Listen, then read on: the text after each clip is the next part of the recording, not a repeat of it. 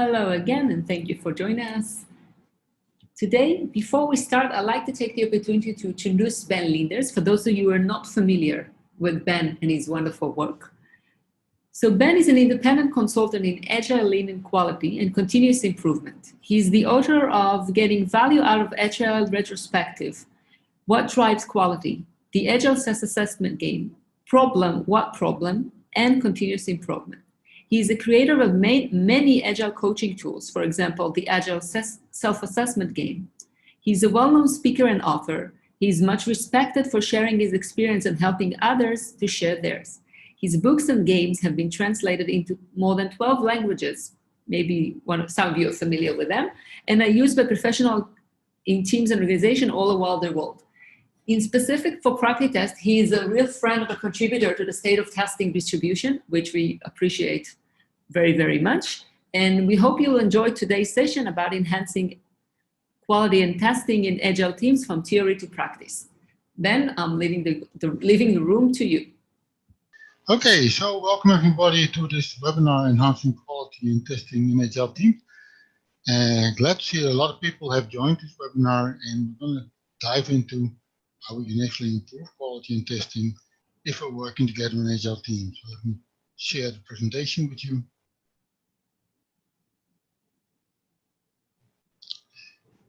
So if we look at enhancing quality and testing, we're talking about Agile teams. Enhancing means improving. And when we look at improving in Agile teams, we're always looking for something that has to come from the team directly. We're assuming Agile teams are being self-organized, self-managed, and that also gives them responsibility to learn, to reflect, to see how they are doing, and to find ways to improve in there. So any improvement, whether it's quality or testing, any other improvement, would have to come from the team itself, directly from the team. And that's also what I'm going to be looking in this webinar, particularly into coaching and self-reflecting coaching tools that Agile teams can use in there, and into how you can use gamification to help teams to find ways to improve themselves. So thank you, Joel, already for the introduction. You already mentioned the books and games that I published, and there's lots of stuff in there. And the other thing I'm writing also as an editor for InfoQ. That's also how I work together with the State of Testing survey, which I warmly recommend for people to see what comes out of that survey and join it every year. I think it's a great way to investigate how the testing world and the testing community is doing. And I'm actually pulling some stuff from the latest State of Testing report 2020. I looked at the main challenges that were mentioned in there for quality and testing. And this is actually the top three that we took out of this report. And you can find it over here, by the way, if you want to see the full report in there. And they mentioned integration, automation, and manual testing, which seems to be a big challenge still in the quality and testing world. Including developers and other team members into the testing process. Where testing traditionally was something that testers were doing, we see that this is becoming much more distributed. Every year is involving other team members, even members from outside the team, getting them involved into this testing, finding ways to coach them, to mentor them on the testing, and getting them to contribute is really a challenge for the people in the testing world. And the third thing mentioned in there, generating visibility into the testing process and the status of the product. So showing where you are with testing, but also showing how your product is doing. And this is more about the quality of the product. It's not the testing, but it's what quality does the product have in here. If you look at these challenges, they are partly technical, but they are also partly organizational. They have to do with how people work together in teams. They have to do how people collaborate and communicate in teams. And we will see that if we want to explore quality and testing and want to improve it, we have to look at both the technical aspects, but also things like team working aspects, also like the culture of the team, collaboration, everything that's happening in there. So let's take another report. If we look at the challenges that are faced in testing and quality, and this comes from the World Quality Report 2019. So the main things that they mention there as challenges, and you see that actually rising lack of appropriate test environments and data, partly technical, but also partly organizational, because this is something where if you want to involve more people in testing, this should be accessible for people throughout the organization and not just testers.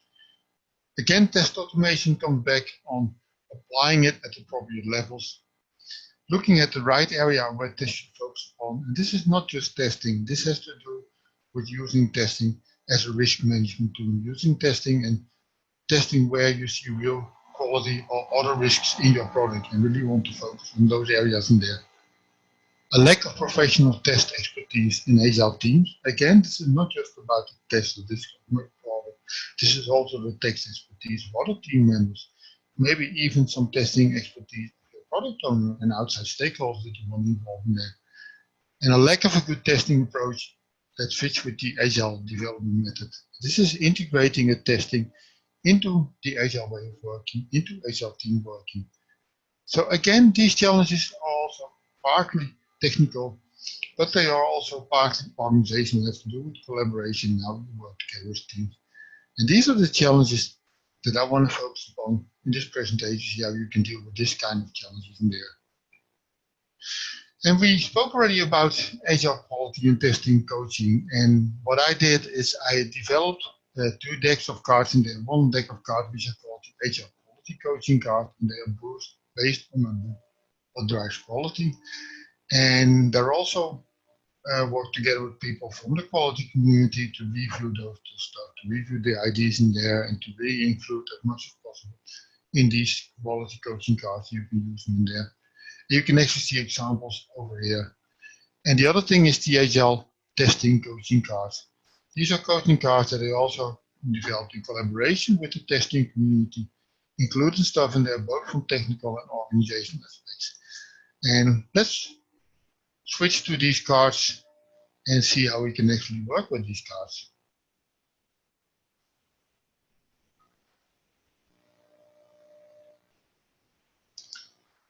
So I've taken a Jamboard here, and this is one way that I work actually with these coaching cards if I'm working with teams together, by taking a subset of the cards from these decks. In total, there's about 150 cards in there, and most of the games that you would like to play or coaching would like to, you can do with all the cards. You have to make some pre-selection of cards, take some subsets in there. And for this session, I took a subset of 6 cards from the testing deck. They are marked in green here with testing, and 6 cards from the quality deck, to just see what's the kind of challenges the teams are working with and to get into a discussion. So, for instance, as a very easy on testing and quality coaching format, you present these cards to your team and ask them if there's one card in there that resonates with them. One card that they see and thinks, yeah, that's a challenge that we have, or that's something I would like to tell a story about. So, for instance, somebody would pick a card like, okay, let's pick this card on refactoring, and says, yeah, we're doing refactoring, but we have a hard time figuring out what to refactor and when to refactor, and to really reduce our technical debt. We're always under pressure. We try to control our technical debt as much as possible, but we're also pressured for delivering more features, delivering more stuff. So this is a challenge for us. And then you could pick out this card and have a discussion with the people in the team to see, okay, how are you doing this right now?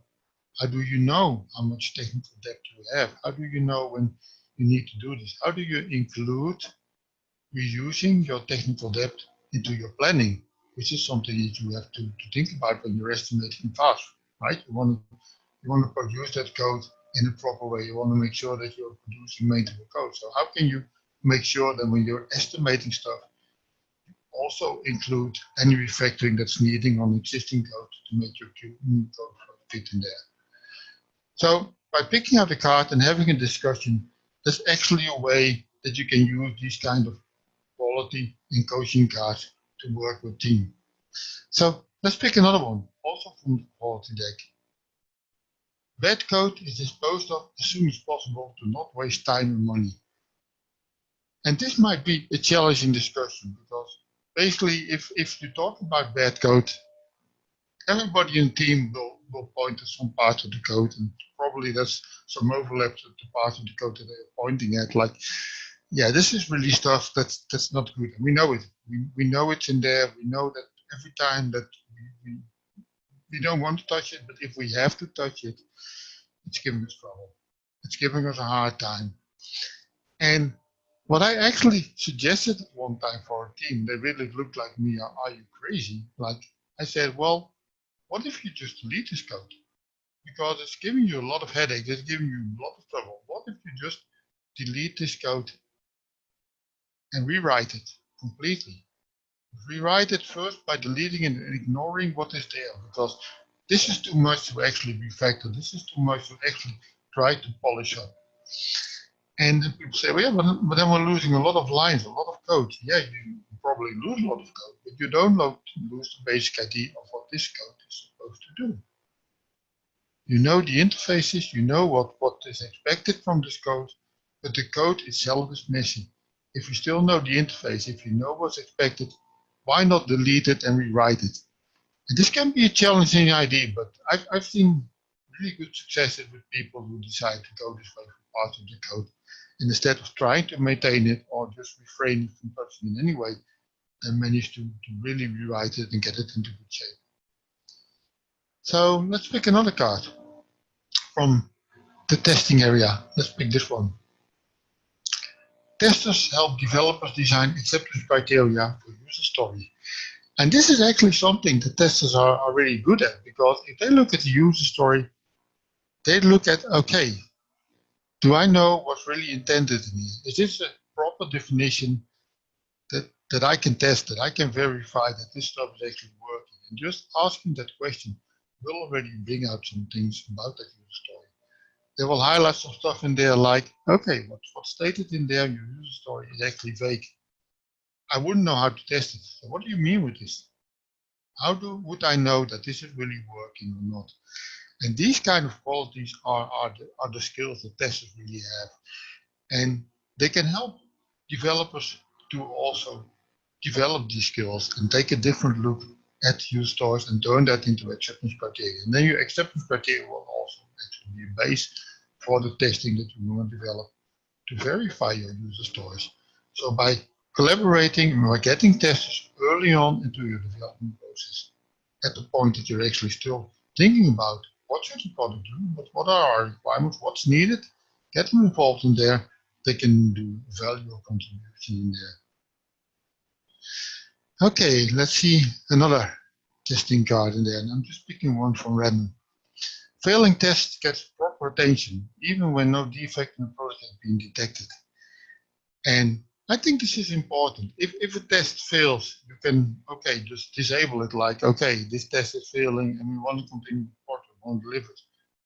But that's not a good practice, because that test is failing for a reason. And you want to find out what that reason is. The reason could either be that something is wrong in your product, and then you want to correct that. If there's a bug in your product, you want to solve that bug.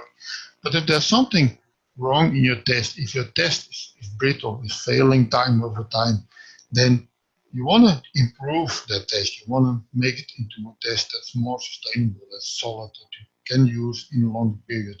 So investing time in making your test sustainable, making your test set stable, is important enough to do it. So we had a nice discussion here about a couple of quality and testing aspects. Again, I picked some of the cards in there. There's over 150 cards. And what I usually advise to people, if they want to use these cards for any discussions around quality or testing or any coaching or mentoring, focus about the problems that you would like to solve. Think about the main issues that the team is struggling with, and then look at the cards and pick out some cards in there that will be suitable for that topic, and then work together with the people. Let people pick those cards themselves. So instead of telling them what to do, give them to them and just say, okay, which card is important? Which card would you like to talk about? And I took a broad setting cards in here because I'm assuming that they have a broad area right now. People from different areas, different aspects in testing. But you want to make it more focused, and you can make it more focused if you're really going into a specific area in there, and you can vary it time over time. So this is the kind of way you can use this kind of quality and testing coaching cards to have valuable discussions with your teams and your team members.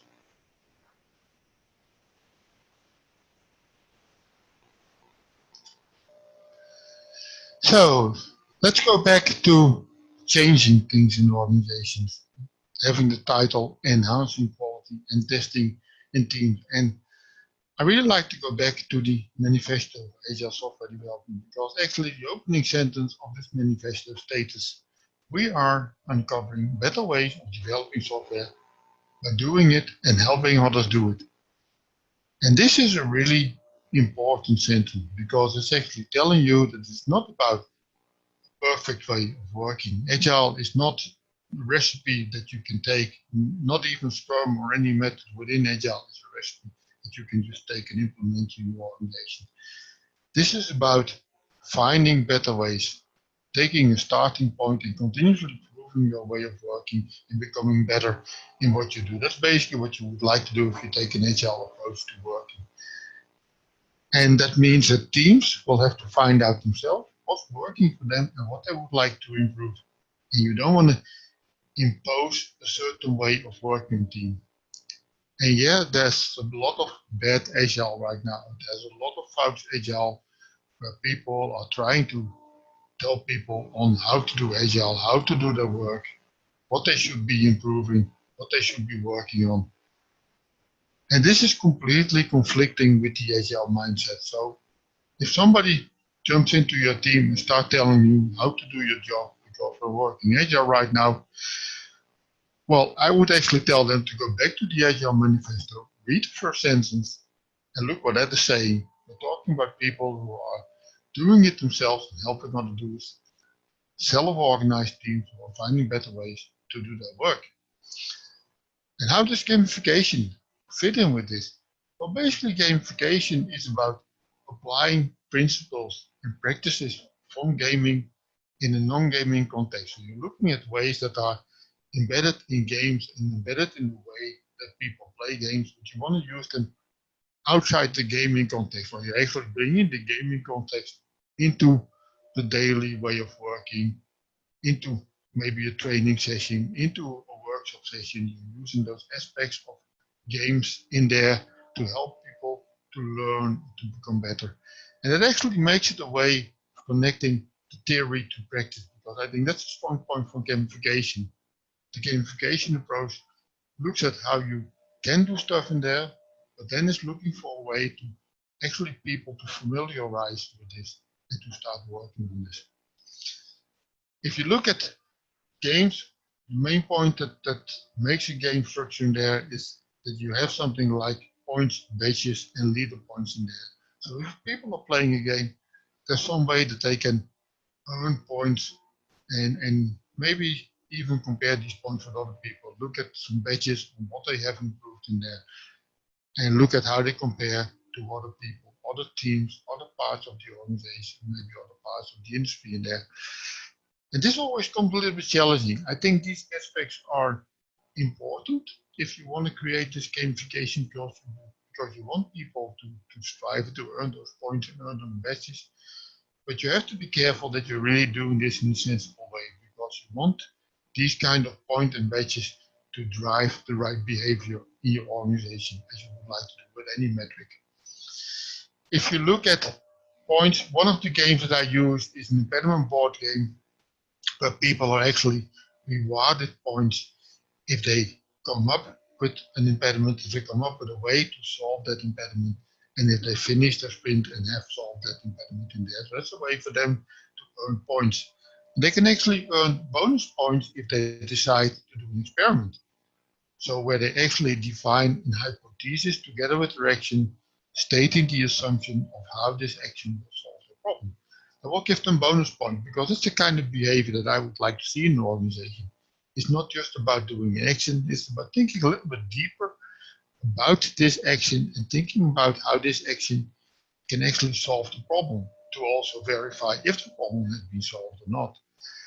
If you look at badges that you can use in these kind of games or other Agile games, these kind of badges would actually be if people played the game, and preferably if they played the game in different formats. So if I use it, for instance, with my Agile self-assessment game, I would give people a badge if they used 5 different formats to play with the cards that come with this game. Because then they've tried different format, different aspect, different way of looking into the situation, different way of diving into their way of working. and probably also found different solutions to solving the problem that they are facing in there. Another base would be if they actually implemented actions from the reflection session that they did using the game. So if they actually came up with actions and solved these actions along the way. And this is also the kind of action that you could actually track in the leaderboard. For one organization, I actually tracked two things over time. One thing being how many actions that they had closed in their organization, actions that they had actually solved, improvements that they had done. And the other thing was how many exploration sessions that they had done to come up with improvement actions. And that could be retrospectives, that could be root cause analysis, that could be self-assessments on the team. And I was measuring both of them because I wanted to show the trend over time. And what I actually saw at some point in time of the organization was that they were doing more and more reflection sessions and root cause analysis sessions, but they weren't really catching up on the actions that were coming out of this meeting. The number of overactions was going up and up over time, and it wasn't going down. And by showing them these metrics to them, I actually told them, right, it doesn't make sense to do a lot of retrospectives if you're not doing the actions. So what you should focus upon right now is doing the actions that came out of the retrospective, finishing those actions before you start doing more exploration sessions, before you start spending more time on reflection, because you've got way too many actions that are not being solved. So these kind of measurements, using them in leaderboard, can help teams to look at improvement and to find out ways to improve. Another thing, if you look at games and gamification, is that you have some kind of stories and challenges in there and some kind of journeys that teams playing a game are going to. And preferably those stories are actually their own stories. What I would like to trigger with the games, if you use them in an Agile context, is to have people share their own stories, share their challenges, but also share the stuff that they solved. Storytelling is a great way for people to learn from each other. And it makes much more sense to work together in that way than have somebody tell them how to do their work. And seeing that journey, seeing how you are traveling your Agile journey is a great way to learn from each other and to become better. And then the last part on games is either a progression game or emerge structure. A lot of games are progression where people go through stages to get to a kind of end stage in the game. This is typically also where you would use games if you use them in a kind of training setting. You would go to different aspects of a certain topic, have people experiment with that in the game, and to take a next step once they experimented with one. If you look at an emerging structure, you're looking much more at an open game setting where new topics can come up. And there is much more a game as a kind of coaching environment. It's okay if new topics come up. It's even okay if the rules change along the way, because then people will learn new stuff in there. So this is the kind of things that are behind the gaming theory and that you can use if you use games in your organization. And what are the benefits that games can actually bring to organization? And this is also described as a chapter in my book on the Agile self-assessment game. And basically, think about the last time where you played a game with your family, with friends. Maybe you played the game with people in your team, in your organization. And I think a lot of people, that's already turning a smile on their face because people like to play games. It's a fun thing to do. And it gives them energy. It's something that really relaxes them, even though it's also, they put energy in there to play the game, but they also get energy out of that. And game settings to really encourage people and to really involve people. They really involve people to come up with ideas, to work together, to see what's happening in there, to share their thoughts. And doing it that way, that will provide different perspectives. And this kind of different perspective, this kind of diversity is a great way to use gamification to learn in teams. Games, and certainly if we look at how we use games in Agile settings, should stimulate collaboration. And I think this is actually very important. So most of the games that I play are actually team games. So it's not for people individually to gain points, but it's for the team to gain points. If the team reaches a result, the whole team will get points. which is stimulating collaboration, because the reward is also for the whole team and not for individuals. And the game can also be a nice way to visualize what's happening in the organization. And once you visualize it, people understand what's really happening, and then you can dive deeper in it. If you understand the problem, it becomes a lot easier to solve it. And with the gamification, you can really establish a safe situation where people dare to fail and to learn in there. It's not a problem if you fail at the game. You just start again, you restart the game, you play it again, and you do it a little differently. But by doing it a little differently, you will learn how to play these kind of games, and you will learn to get better in there. So I use game a lot also as a kind of self-assessment tools, and there's lots more tools that you can actually use for team to game assessment, to self-assessment, see how you're doing in there.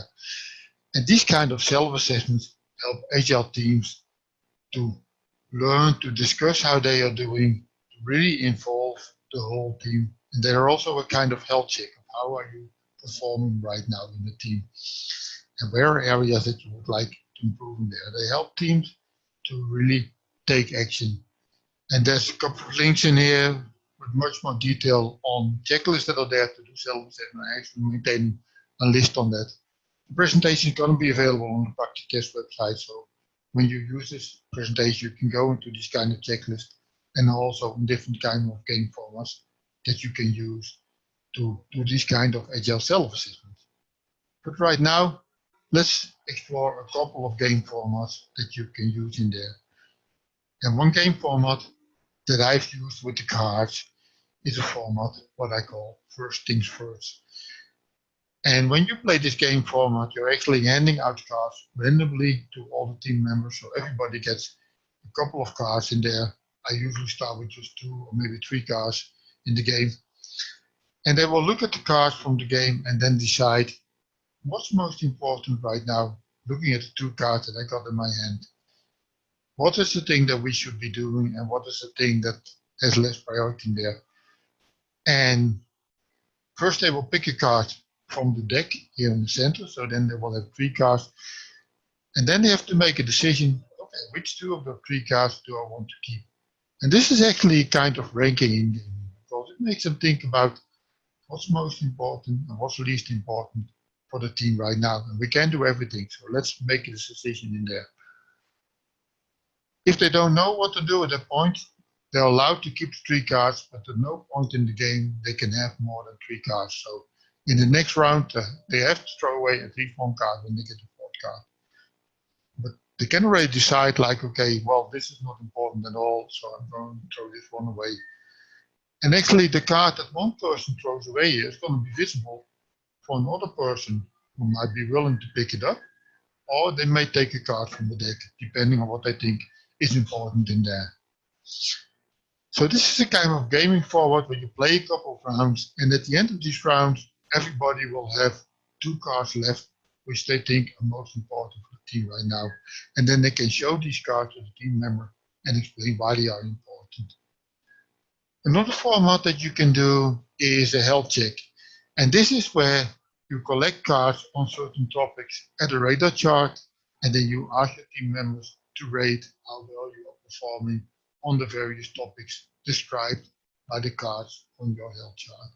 And this rating would be from a 1, like we're doing really lousy on this, we're sucking, up to a 5, like we're perfect.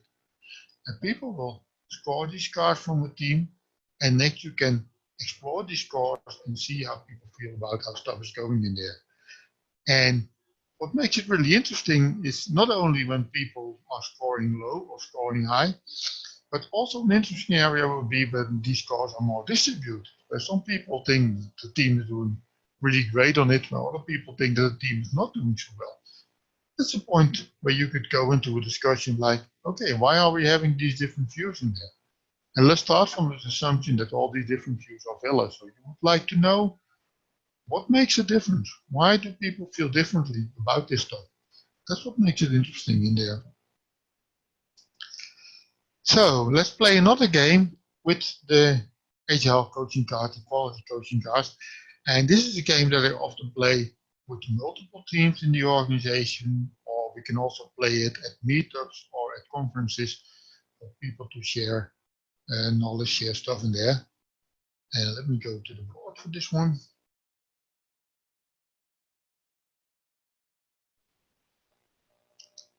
So, one moment.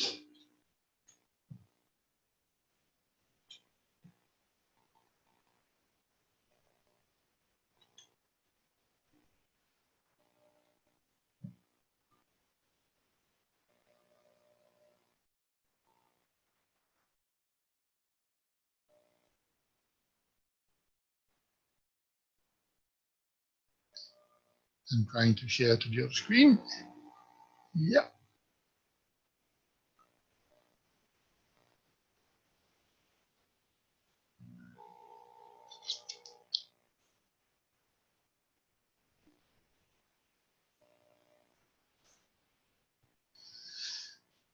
Okay, so let me demonstrate how this playing format works. So we're putting people together from different teams, different parts of the organization, maybe even from different organizations.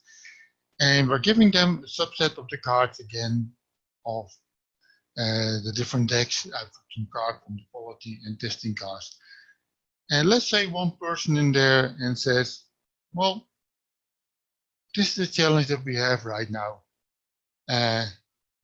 We would like to have managers to help us with removing impediments and helping teams to solve problems and to be successful in there. But we don't know how to do this yet. Right now, we're stuck and we're not getting any support from our managers. And let's say another person is there and says, well, let's pick the card, the one that I actually discussed earlier, about testers helping developers design acceptance criteria for user stories. And we're actually doing a good job on this. We're having these discussions more and more. We're having the testers involved early on in our process. And let's pick another card on, for instance, this one, on causal analysis, that somebody says like, okay, we're doing causal analysis because we're really exploring the defects that we have. We want to learn from the defects. We're doing 5 why sessions to go really deeply on these kind of problems, on the bugs that we have. And maybe somebody else at the table says, hey, that's interesting because that's a challenge that we actually have right now. We would like to do causal analysis, but we're uncertain how to do it. And then the only thing allowed to do with this card is to move it to the shared area. Because now you actually have a card where somebody is having challenges because they would like to do causal analysis to learn how to do it. But somebody else solved this challenge. So we're putting this card in the shared area. And this is where it becomes interesting, because once this card is in the shared area, you can start a discussion about, okay, how did you come up with these causal analysis sessions? How do you organize them? How do you decide which bugs to analyze and not to analyze in there? And how do you follow up on the stuff that came out of this causal analysis session? So any card that ends up in here would be an interesting card to discuss. So it could also be that this card, for instance, ends up in there if somebody decides to move it from challenges we have to challenges we solve, because they actually solved this problem. They found a way to involve the managers. Again, it's not going to be moved to this part, it's going to be moved to the shared area because it's shared for both. It's a challenge that somebody has, and it's a challenge that somebody solved. That's how this playing format works with these cards. So with this kind of playing format, you can stimulate discussion. People can pick any card, put it in either one of these areas, and move cards to the shared area where there's a challenge, where somebody has solutions on how to solve this challenge.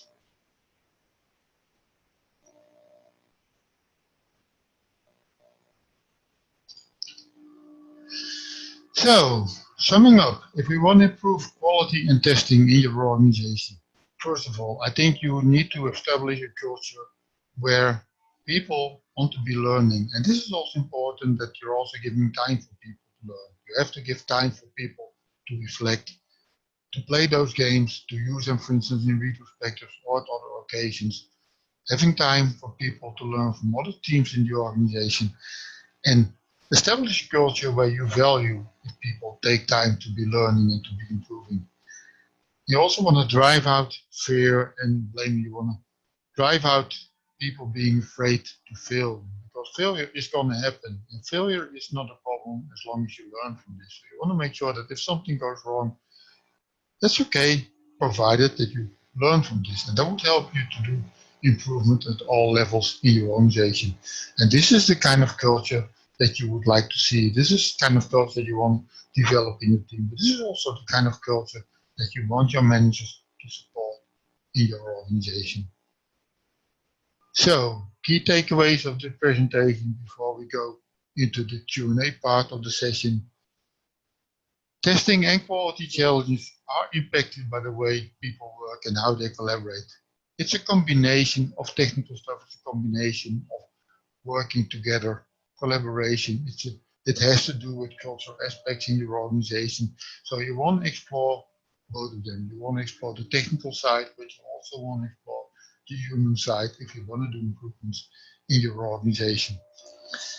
And coaching and mentoring, it's not just coaching, but also mentoring, both on a technical level and on team working, can help you to improve quality. And this is where the kind of cards that I showed, these agile testing cards and the testing coaching cards, can help you to do this kind of coaching and mentoring.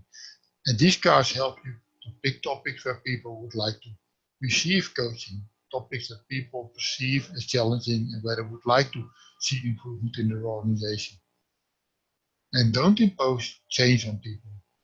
People should self-reflect.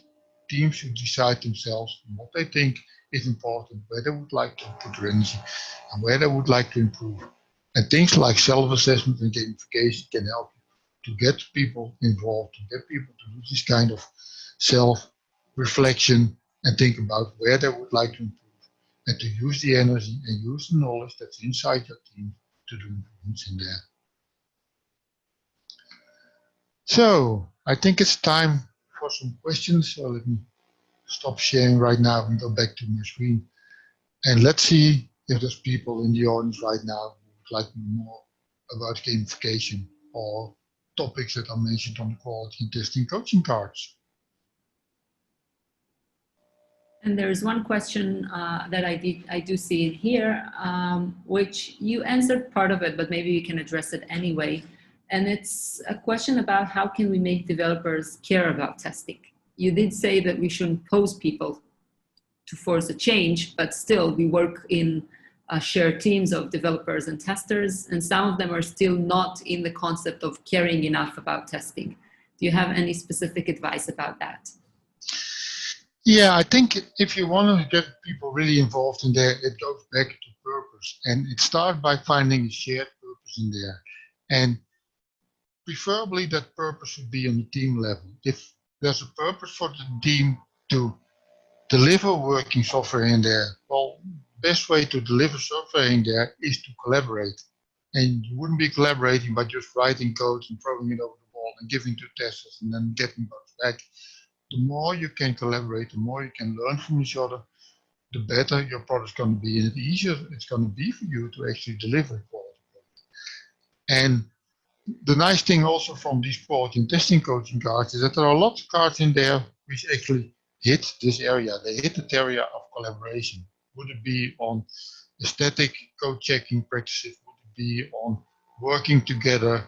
Would it be on coaching, mentoring, on testing? There's different cards in there. So if you think those kind of aspects of collaboration should help, you can pick out those cards and start a discussion with your developers to see if they would be interested in doing that. And if they see the shared purpose, if they see the benefit from working together on this, provided that they also get the time to learn, because the developers might feel unsure at the start because they're not familiar with all the testing and testing stuff and testing techniques. So you're going to help them to find familiar with it. If you get into this culture of collaboration and just pick out one or two topics to collaborate, don't throw everything, pick out just a couple of things that would help to get started with this kind of collaboration and get developers more into the testing practices. Thank you. And we have another question from the audience, which asks, is it possible to use gamification for smaller companies, or is it mostly for larger teams or multiple teams in big company? Sorry, to use what? The gamification. I think you can use it at any level, and certainly you can also use it in small companies, because what I showed at the start with just having the cards in there and just asking people to have a discussion about that, you can basically do that with any team. You don't need a large organization to set it up. And the part to look at is how far you really want to go with things like points and leaderboards and really putting the goals on games. If you go into a smaller company, you're going to be much more loosely on that. You don't want to set up a complicated system with all points and badges and all the reporting in there. You just want to have people play the games and learn from that. And that's okay. You don't need to make it complicated for smaller teams to start. If you're in a larger organization, you will probably have more means to really set up a kind of competition. You probably have more possibilities to do rewarding in there. But usually in a smaller team, in a small organization, people feel much more safe to play this kind of game. You can just pick half a day somewhere in the week to say, okay, we're going to be doing some kind of gamification this afternoon, and we're going to be playing together to see if this helps us to learn. So yes, for sure, there is a place in smaller organizations, smaller companies to use this kind of gamification aspect and to start working with this. And actually, if you look at the coaching tools, you can download them, you can create the cards and start working with this. You don't need a lot of investment to do something with this. The gaming formats described in there are really applicable to small organizations. Wonderful. And one more question that I see is the question of how do you handle people who dismiss something like this as a child's play, referring to the cards? Well, if they would dismiss something, if they would really object in there, I always look for something that they would agree on. I wouldn't expect somebody to dismiss everything. So if you're giving options to a group of people by putting down different cards in there, and you look at, is there at least one or two cards in there, one or two things in there where they would really like, yeah, that's something that we could work on together. There's something that we're not 100% sure if this would work, but yeah, we can do something together in there and we can experiment with this. So look at something where there's shared energy in there and forget about the other stuff in there. I think the other thing would be, again, the culture in there. If people feel imposed, feel that somehow stuff is imposed on them, and a lot of people have this feeling from the past, from either managers, from people who've been training them, from people who've been coming into the organization with improvement programs, with transformation programs, and unfortunately this is still happening. People coming into organization and imposing stuff in there. So you gotta change this and really trust the team to pick the right stuff to work on. And I always say the team is always right. So whatever picks the team as an area where they would like to work on and improve, trust that they are working at the right thing. And in practice, 9 out of 10 times, they are right, and they actually have a better idea of what to work on that you would have, even if you're the scrum master of a team or an agile coach, because they feel the pain every day. And even if they start working on the wrong thing, they will probably find out in a couple of weeks that it's not bringing any benefit, and they will stop. So you're only losing a couple of weeks where people say, yeah, that didn't work, but I want to try something differently in there. So start by trusting your team, start by giving them space, and to pick something where they think, yeah, this is something that we can work on together and that will give us benefit. Wonderful. And another reference to the gaming is someone that addressed that he saw different occasions how attributing points works against collaboration, where in a situation where it's installing competition within a team. What would you say about that in this case? Yeah, if you look at collaboration for individual people, points for individual people, that would actually work collaboration. And if you really want to reward people, I would vote against it, by the way. I want to reward the whole team, not people. But if you're still looking for rewarding people in there, find a way to reward it when they collaborate with people. Find a way that they can only earn points if they do something together with other people and cannot earn points individually if they do something right.